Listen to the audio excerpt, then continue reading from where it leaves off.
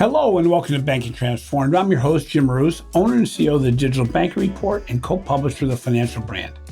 According to a report by JP Morgan, close to 300 banks are planning to roll out Bitcoin trading on mobile apps in the first half of 2022. Another study finds that 44% of regional and global banks will offer crypto support by the end of the year. More than ever, the share of a consumer's wallet is at risk. The question is, how will banks and credit unions respond at a time when differentiation and deploying digital solutions is no longer optional? We are very fortunate to have Patrick Sales, Head of Banking Solutions for NYDIG, back on the Banking Transformed podcast today. He is joined by Stephen Bohanon, Founder and Chief Strategy Officer at Alkami. They will discuss the opportunities and challenges of traditional banks offering integrated Bitcoin solutions. Welcome to the show, Patrick and Stephen. Despite significant volatility experienced by cryptocurrencies over the past several weeks, the banking industry seems to be optimistic toward the potential of offering Bitcoin services to consumers. In the U.S. alone, more than 46 million Americans own Bitcoin today, representing more than 20% of adults. In addition, 1 in 10 Americans have invested in some form of cryptocurrency in the past year. So let's start with you, Patrick. As I mentioned, Bitcoin popularity is skyrocketing. What would you say is behind the accelerated growth, especially among what I'll call mainstream investors as opposed to the high income or the wealthy? Sure, and great to be on again with you, Jim. Thanks for having Stephen and I. I think, the best way to understand what's behind the popularity is to go back to what is money. I think it's a question that isn't one that we obviously ask ourselves, but it's very helpful. And the reality is that anything can be money. It's just not everything is a very good form of money.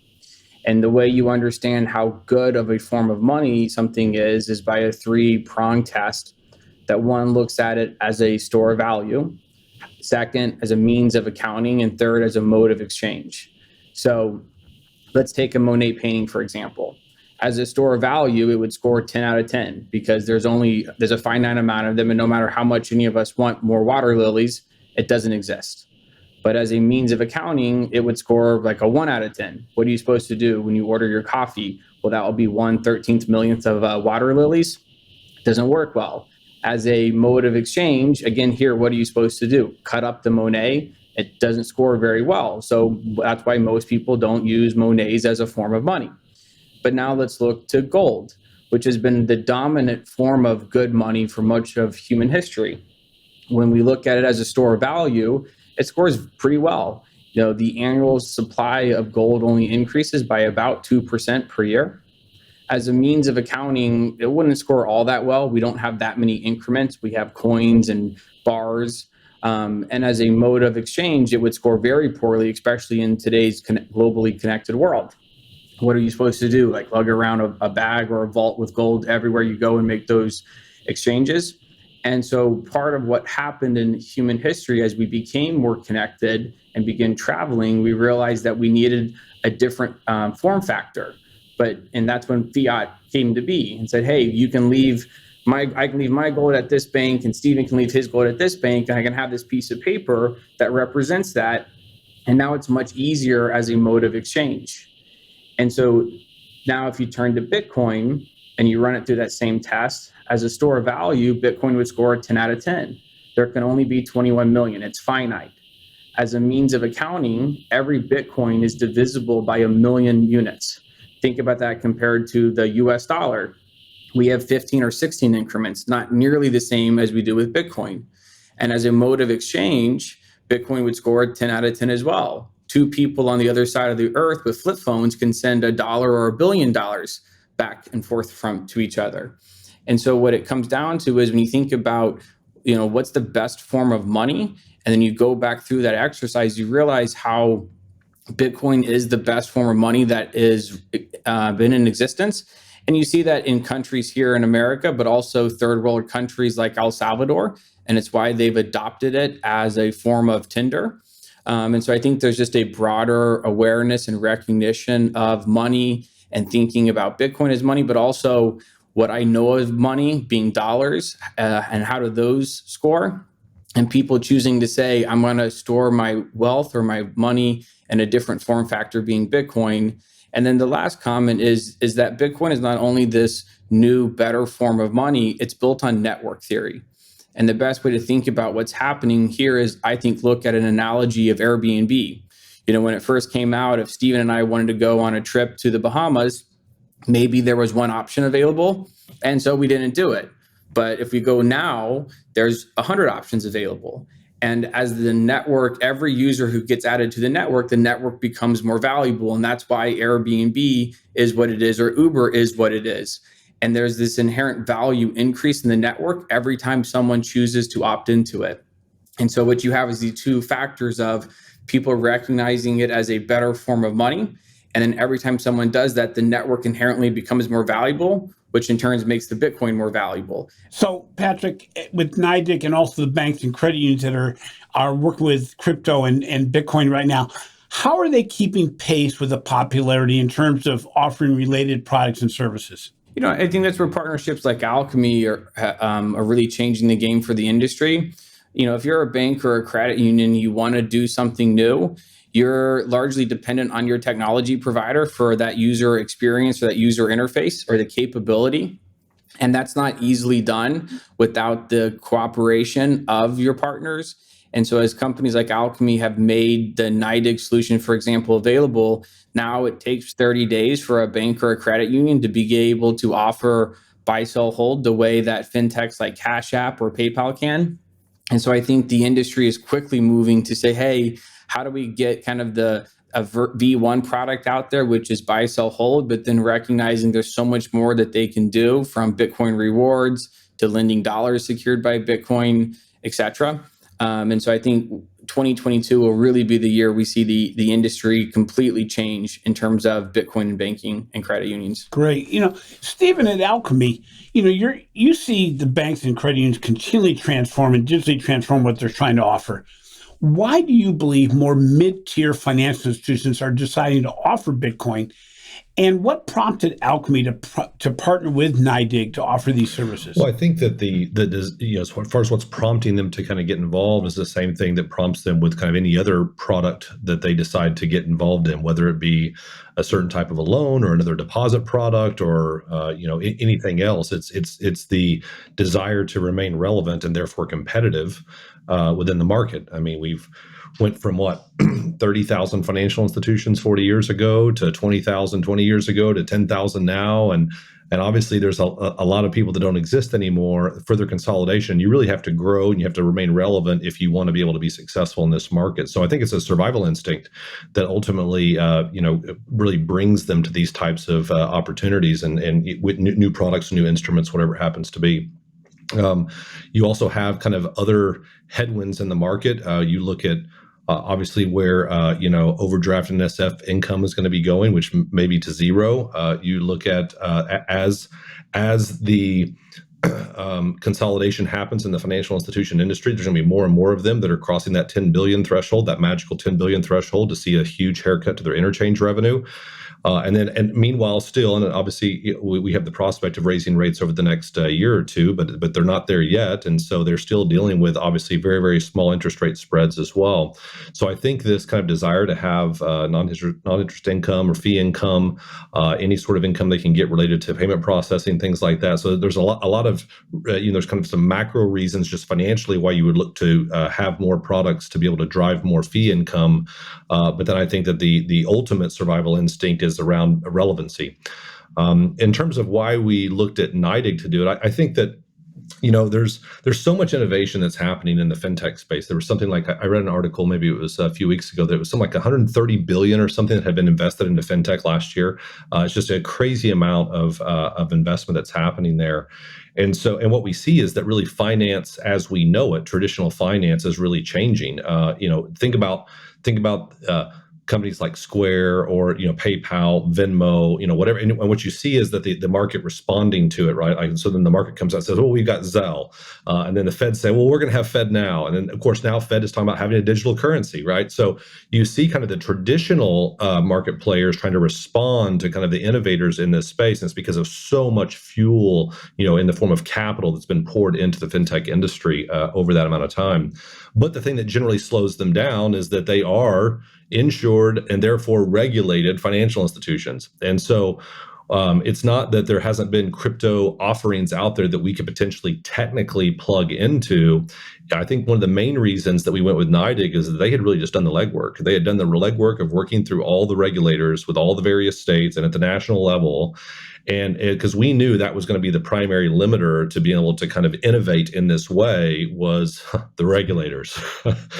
And so I think that, and by the way, we've been approached by several other kind of crypto-ish offerings of, hey, why don't you plug this in and allow people to buy and sell various crypto offerings? And it really kind of came back, time and time again. Well, what do the regulators say about this? And they say, well, we're not really talking to the regulators. And like, well, then we don't want to go, spin our wheels working on this. So the fact that NYDIG was able to come in and say, we've done the legwork, we've met with all the various states, we've met all the various kind of at the national level, the various regulators. It's one of the reasons we only offer Bitcoin today as opposed to all the other cryptos that are available. That for us really kind of gave us the assurance that the investment that we would put into this would not be wasted and to be something that we could actually take with confidence to our customers and be able to offer it. Well, it's interesting. You talk about confidence, and one of the things I know about Alkami is you really work with your financial institutions to make it so that you can help them innovate at speed. One of the benefits of using third-party providers is that they know the marketplace. They have tested in different institutions. They're able to almost act as the GPS of financial services, where you can help them avoid pitfalls that other organizations have had or streamline operations in areas that they aren't familiar with. But this is very much the same reason why you partner with NYDIG. It's almost like a third-party provider partnering with a fintech firm that can streamline the operation. I mean, what you just said, to avoid all the pitfalls, to not cover ground that's already been covered, really provides a benefit to you, but also to your clients, doesn't it? Yeah, I mean, speed to market, right, is the key. Because if you were to kind of make your checklist of all the things that you would have to do before you to go and offer this, it'd be a very long checklist. And so being able to have kind of a packaged solution and leveraging the Finder's Authority, which, by the way, there's lots of been products that have been offered through Finder's Authority where, obviously institutions that aren't broker dealers, maybe they're not insurance providers, whatever, but they've been offering services that are kind of prepackaged with people who are specialists in that area for a while now. So it's not a new concept really entirely at all. But if you can imagine this, the concept of cryptocurrency now, well, what do we have to do? Do we have to hire? Well, one of the things, and what we can talk about hiring later, make sure to ask me about that. But when you think about, there's generally a lack of knowledge and skill and expertise within a financial institution as it relates to crypto. I mean, if you were just go and just poll their employees, what do you know about crypto? You would probably have a lot of different answers that maybe many of them would not necessarily be well educated. And so these are all kind of barriers to offering this type of a service. So being able to bring in this kind of a packaged expert that can come in, offer a product, say we can get rid of the risk for you. We've already cleared all the stuff with the regulators. We'll take care of all this, and all we need is to partner with the digital banking providers to create a user experience to allow you to access your deposit accounts that are on the core, be able to transfer that money. But we kind of take care of everything from there. It really is a great solution for these financial institutions who otherwise would probably view this as a very daunting task to be able to get this spun up and to be able to offer a service like this. Yeah, and Patrick, from a NYDIG perspective, what has your research found around the consumer's desire to use a traditional bank or credit union towards Bitcoin offerings or towards trading in Bitcoin? Yeah, Jim, it's a good question. I think the data showed two things that, as you mentioned, about 1 out of 5 Americans own Bitcoin today, but the majority of them prefer, or 80% preferred to be able to access it through their existing bank or credit union relationship. And, that I think some people may find that hard to believe or feels counterintuitive, but the reality is, and it goes back to kind of my description about money, if I see Bitcoin as a financial asset that I own or money that I have, I want to be able to take advantage of the trust and strength and the relationships I have today with the people who custody my money in the form of paper or fiat. And I feel the same way about my money as Bitcoin. And I think in particular, not only do so many Americans who own Bitcoin prefer that, what I get excited about as someone who loves both banking and Bitcoin is when you go to the 4 out of 5 Americans who don't own Bitcoin. What was the most probably the biggest stat that we saw in our consumer research was that over half of them would, if they could, through their bank or their credit union. In other words, it's not a Bitcoin issue, it's an access issue. And it goes back to this point around, hey, especially with something so new, actually people and businesses alike find a lot of comfort in knowing that their bank or credit union is playing a leading role here because they trust those institutions. Yeah, and Patrick, I'll just add on to that. We've actually seen evidence of that thing. I don't know if whether the number is 50% or not. Obviously, you never know in those surveys that people say, "Would you if this was available?" Who knows, right? But I will tell you. So whenever Idaho Central, which is one of our great partners at Alkami, rolled this out, they shared with us a lot of the verbatims that they got as part of their beta, kind of pilot or a launch of this. And I saw consistently within the verbatims of the feedback of people saying, "Thank you for offering this," for one. Number two, I read a lot about this, heard a lot about it, but was kind of, one, either scared or didn't want to go through the process of opening up an account with Coinbase or someone else to do it. And the fact that it was so easy to go and do it, it made me feel comfortable and like, yay, now I own some crypto, right? So I do think there is a pent-up demand among people that are maybe otherwise intimidated by kind of what crypto is, because of course our entire lifetimes we've been, of course, I guess, but was it before Nixon? Or I guess, it was all the gold standard. But then even after that, we've always understood the American dollar, right? Is like that's what you can count on. So this whole idea of crypto is a bit confusing, intimidating, for grandparents as things their grandkids talk about, but it's kind of confusing to them. And so I think that Patrick's right. I don't know if the number's 50% or what it is. But we definitely saw that in verbatim feedback on what they liked about the experience. And it was that I was intimidated and scared before. You made it easy. I already trust you. And so I went in and did it. And now, hey, I'm a holder. And so then, of course, once they do that and they didn't get burned by it per se, in other words, it was something that they felt comfortable with. Well, then now that person comes back for the next thing that now they can offer around crypto because they now feel educated by it. And they feel like, hey, I'm with the times now, right? Yeah. So, there was a lot of great verbatims that came out of that beta pilot group, and I think it was around 1,000 users that were using it, and we're obviously using it even to improve the product even further. We talked a little bit about the fees, but what are the financial and non-financial benefits of offering Bitcoin trading and custodial services at a traditional financial institution? Yeah, so I think the biggest is that they get to partake in the transaction fee. So whenever Bitcoin or any cryptocurrency is bought or sold, there's typically a 2 to 10% transaction fee being charged today in the retail market. And that's the dominant way companies like Coinbase or other crypto exchanges generate their revenue. And for a bank or a credit union, they can now earn those transaction fees in the form of non-interest income. And Stephen highlighted this earlier, especially in the NIM environment we've been living in. That's amazing, and it's a meaningful source of revenue, enough to more than compensate for the cost of making Bitcoin available. And so it's still, we expect that the average FI will earn about $40 of net profit every year on an active customer. I think in terms of the non-financial benefits, it's a couple-fold. We already see this when we look at the mobile apps of the partners that are live with us, like ICCU, is that they see increased app engagement.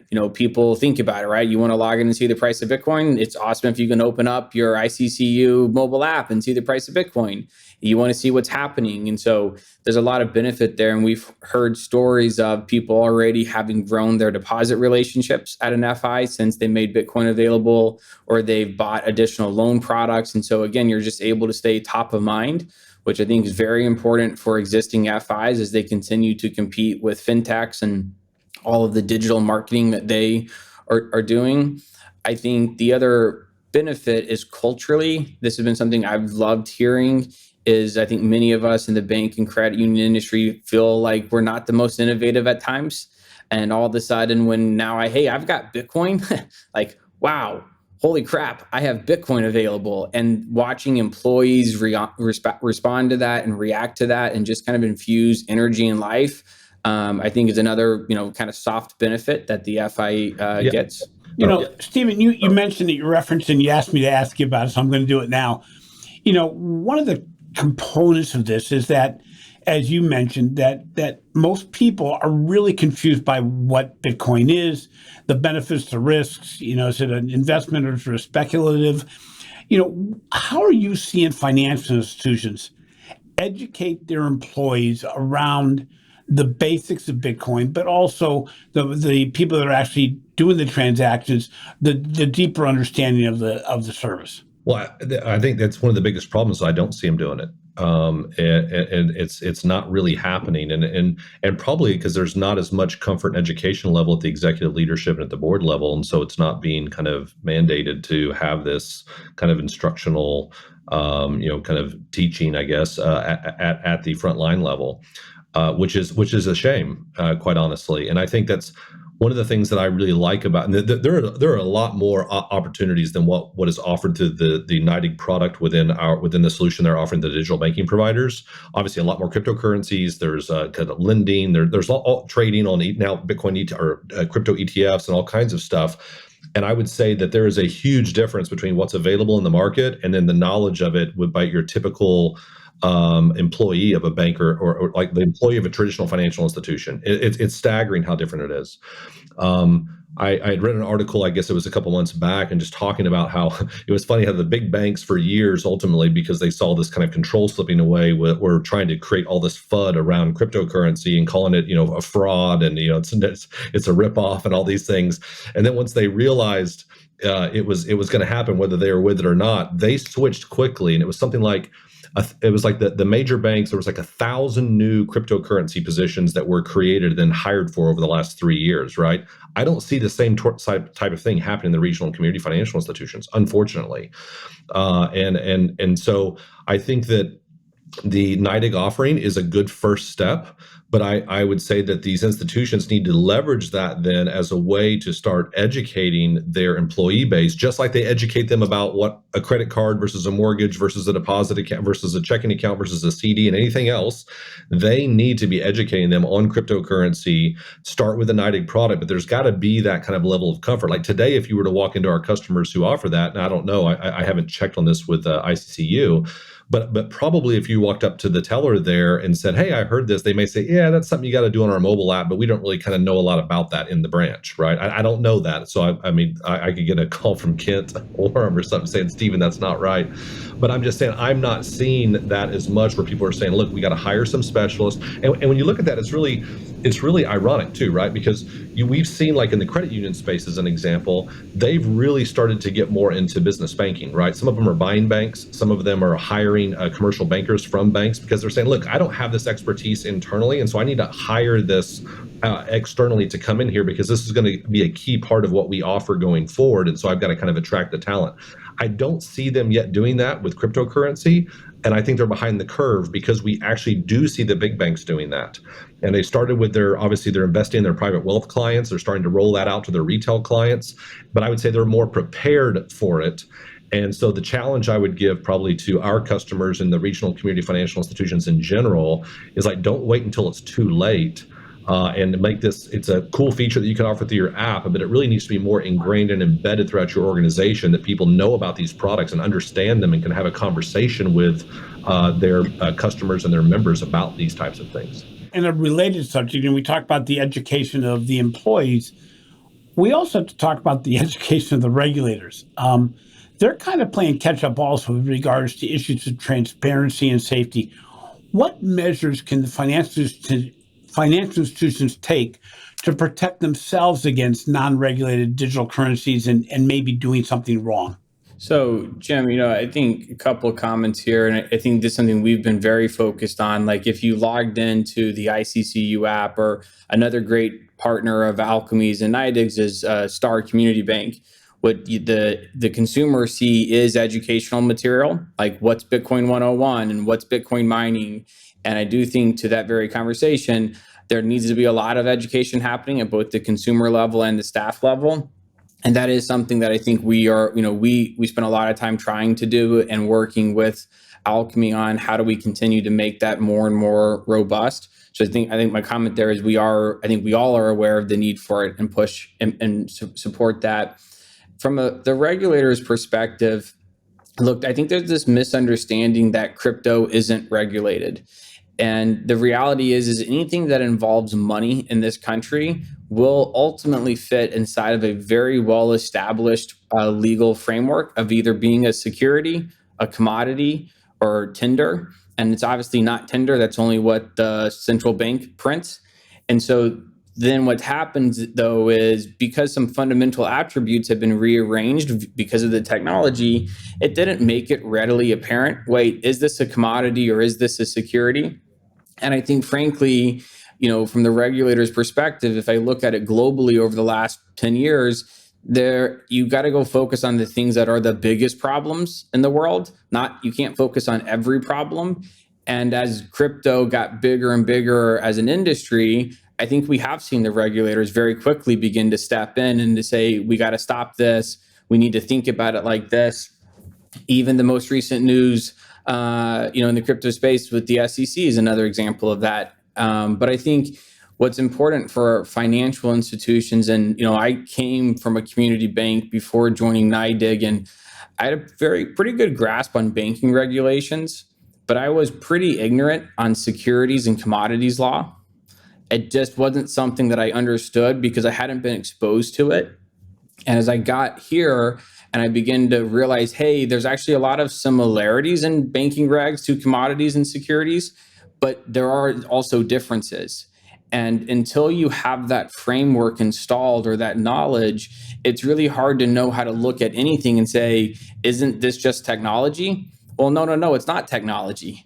And that's the thing I think that's really important for FIs to do, is to say, hey, just because something's new and customers may be talking about it or it's shiny, not all cryptos are the same. And I need to figure out or find someone who can help me think about what is that fundamentally. Take Bitcoin. It's why we only make Bitcoin available on the Alkami platform. There's only 2, I think, cryptos that have been commented on by the regulators as to what it is. Bitcoin's a commodity, so it's regulated by the CFTC, just like lumber and all other commodities.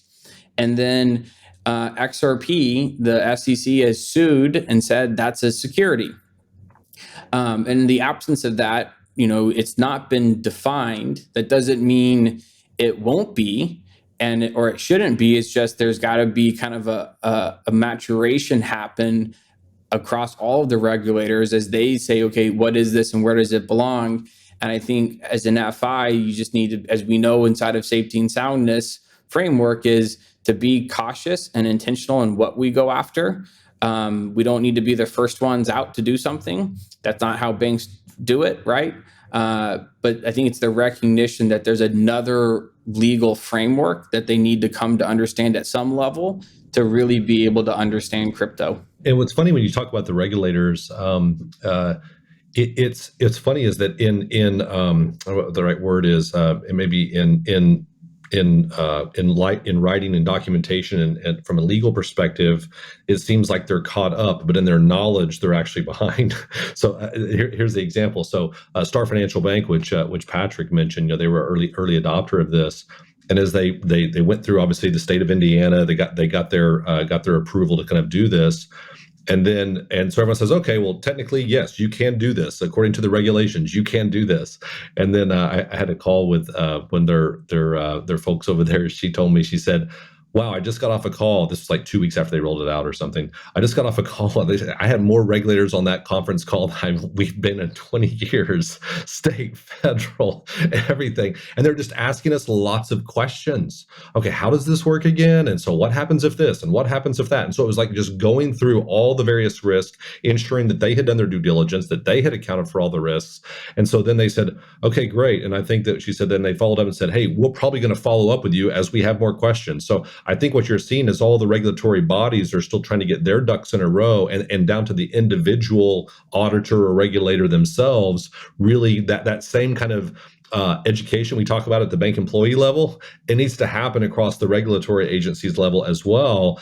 And so they're kind of saying, like, technically you can do it, but gosh, we just don't know enough to give, like, what about all the nuance which we know is involved in regulation, right? And so I don't think they feel educated enough, and there's not enough kind of history. There's not been enough mistakes made, I guess, if you will, to really kind of inform a lot of the guidance that would be given that would be nuanced, regardless of what the regs themselves are written in black and white. So I think this will continue to happen. By the way, we took all that kind of that feedback, the Q&A session that they gave there, and we shared that with some of our other customers that are rolling that out so that they're prepared. Say, these are likely the questions you're going to get when you start to roll these things out, and make sure you've got good answers for them and that you've actually done the work to evaluate this. So it is kind of a mixed bag in terms of what the law actually says versus the boots on the ground regulator, auditor, whatever that actually it feels comfortable with it and understands it. So, Stephen, we talked about the regulators and some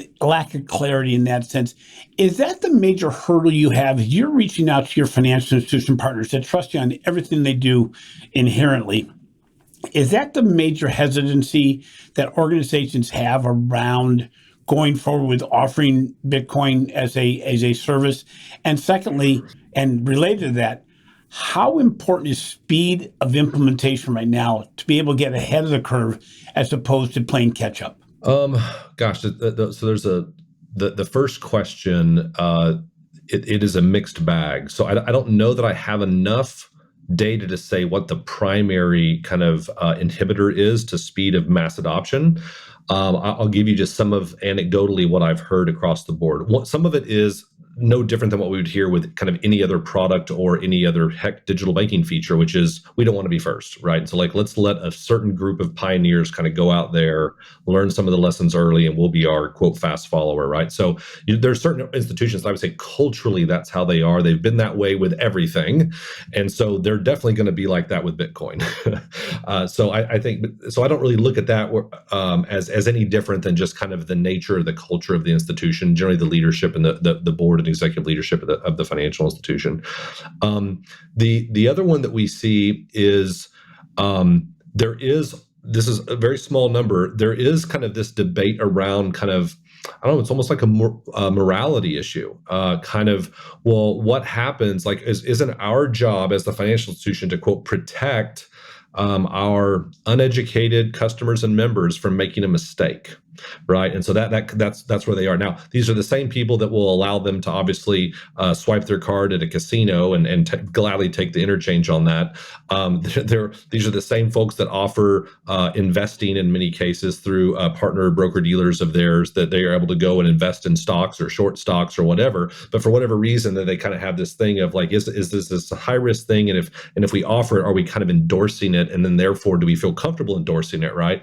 And so I do think you see that playing out a little bit. And I know specifically of a couple of our customers of that who are having that argument internally, and there's not agreement on it, but it is something where people are kind of getting over this idea of, are we in essence kind of endorsing gambling is part of it. And then the third category I would put it in is, and probably the most common, so this is the one I would kind of settle on if I'd said the most common, is strictly just the comfort and confidence that they know enough about it to feel like they can offer it. And I think that's really what it comes down to. The majority of them, like I said, you look around the room and say, well, who's going to be our internal expert on this? And everyone just says, not me.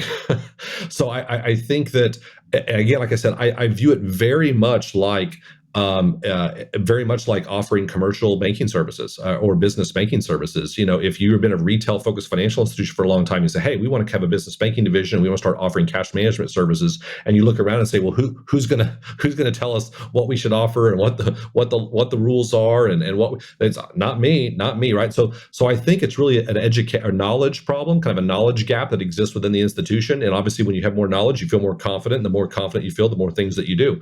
And so I think that's that's probably the number one thing probably keeping seen from mass adoption.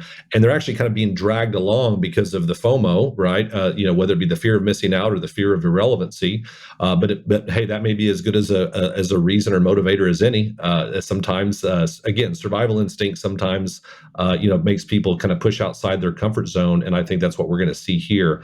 What we're really excited about are some of these kind of early numbers that are coming out of some of the kind of the beta groups and things like that, and the amount of data, dollar flow, the amount of adoption of the people that are actually going into it and now buying some Bitcoin.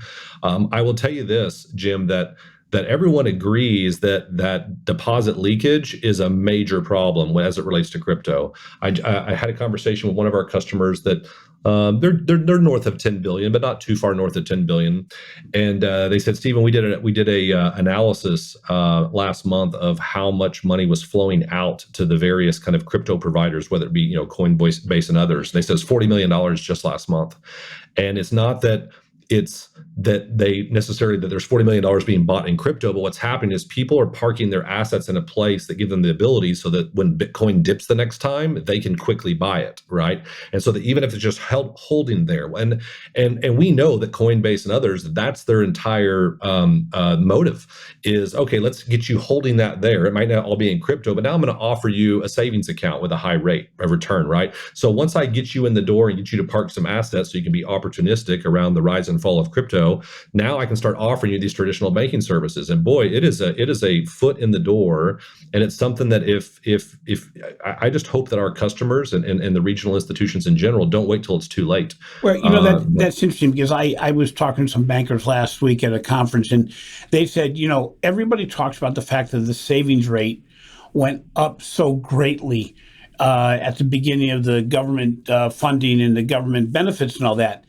But people did not look behind the scenes to say, oh, how much that flowed out to alternative service providers. In other words, yes, our savings rate went up, but how much of that stayed and where did the money go? And they said they had never seen so much money going toward alternative financial instruments than during that period. And so we sometimes get a comfort level that is fictitious because we've never measured it enough. And, Patrick, from your perspective, what do you recommend the financial institutions do today? What's the first step? What should they do right now? Yeah, and I can't help but to that very comment, going back to this, what is money? If we think about the US dollar through those same three lenses as a store of value, it's really like a 0 on a score, because there's an infinite amount of it that can be printed, right? It was only 2 years ago we saw the first $1 trillion plan. Now I think there's been $8 or $9 trillion plans proposed. And in that regard, it's much more like tulips than any other form of money we've looked at. And that's, again, part of what's happening is not just in this country, but around the world. There's over 1 billion people living in hyperinflation and realizing that they need a form of money that scores much better as a store of value. And I do think we saw, just as the government printed a ton of money, that money flowed into a ton of spots. I think the thing that financial institutions need to do is to recognize that, this isn't just another technology. This is more like another language, right? It's easy to be able to say a few words in French or Spanish, but if I actually want to be able to have a conversation with someone who's a fluent speaker, I got to spend real time here to understand it. And that means I got to get off of, ignoring tweets or news articles and really begin my own journey of understanding what is happening here. Because whether it's Bitcoin or Ethereum or blockchain, what all of that represents, and, we have views as to what we think, but it's also early days. This technology fundamentally is going to change every part of the world we know it, much the way the internet did 30, 40 years ago. And I can't ignore it, right? And so I think it starts with a recognition and and a hunger to go learn, a curiosity to say maybe things I've always assumed are wrong. And I think that's true at a meta level, right? I think then, and there have been many, I know of 1,000 institutions last year who in many ways began that process. I think now there's also the ability to say, because of the work that Alkami has done, for example, to say, hey, I don't just have to have educational seminars, I can actually begin to roll out products. I can begin to talk to my regulators. I can begin to tell my customers, and this is possible and this is coming. And so it's really just wherever you are, recognizing that I can take another step forward. That may be to start your education, or maybe to say, hey, Alkami, I want to go live. And I would say that the other thing that's really interesting, you talk about a different language, and we're seeing this because it happens in the mindset as well as the underlying the technology underpinning that's there, is in banking today. We very much have this Monday to Friday, obviously unless there's a holiday, but we have this idea of a kind of a banking week, and then there's a banking day, and your balances change once a day, or for even in the credit union world where they've had online real time for a while, there's still like a transaction had to post. That's what affects your balance. There's none of this idea of true real time, 24 by 7 by 365, right? And so now this is one of the interesting things is, we now within the app, you've got your Bitcoin balance that changes every second.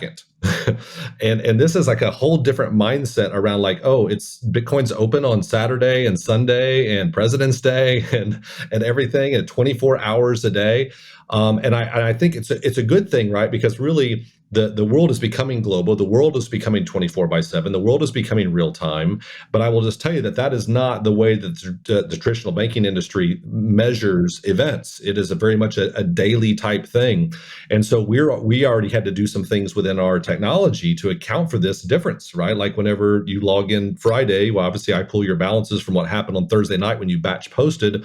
But there is no kind of like the core doesn't go into update mode and batch posting mode and things like that with Bitcoin. It's happening consistently all the time.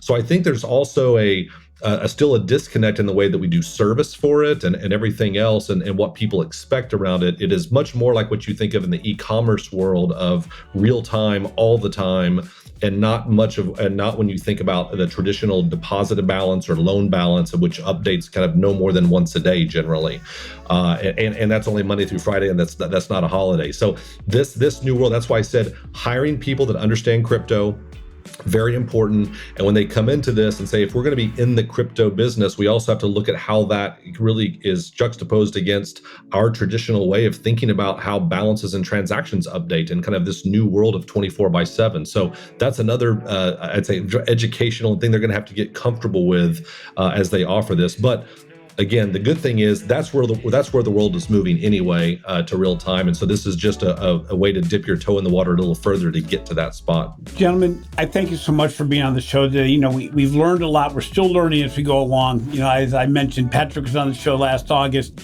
A lot's happened since then. And I think this is a great example of the innovation and transformation of the banking industry.